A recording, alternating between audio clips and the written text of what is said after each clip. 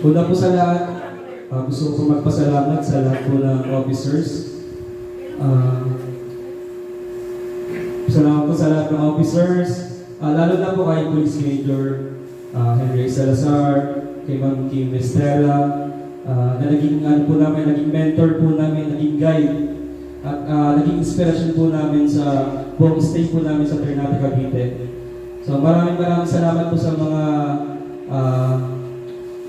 patience, sa mga pagtuturo po sa amin, sa mga paggabay po, higit sa lahat po sa tiwala po na binigay niyo po sa amin kahit kami po ay intern pa lamang. So maraming salamat po sa lahat po.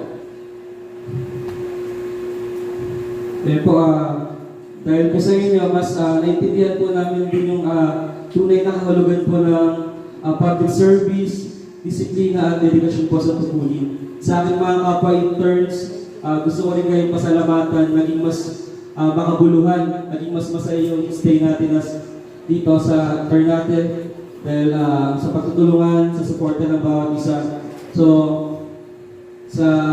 mula sa unang araw na kinakabahan tayo, hanggang sa sabay-sabay tayo natuto sa pagkakamali natin, pero natututo tayo. Hindi man din naging madali lahat ng task na binigay sa atin, pero mas naging magaan kasi tulong-tulong tayo at nagsusuportahan yung bawat isa.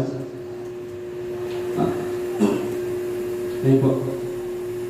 Hindi ko rin nakakalimutan syempre yung mga simpleng alaala natin, yung mga tawanan natin, yung lokal sa opisina, mga kwentuhan yan. Ayun yung mga mamiss ko sa internship natin. So sa internship po na to, di lang po technical skills yung natutunan natin, di lang office procedures yung natutunan natin, pero yung higit sa lahat natutunan natin yung kahalagahan ng professionalism, responsibility, at higit sa lahat po yung natutunan natin is yung respeto sa trabaho, respeto sa kapwa, na ito yung dadali natin sa ating future na ating tatahakin. So po, muli po sa lahat po ng officers, muli po sa lahat po ng officers, maraming salamat po Ma'am Kim, Sir, sa lahat po ng officer, maraming salamat po na naging bahagi po kami ng estasyong ito.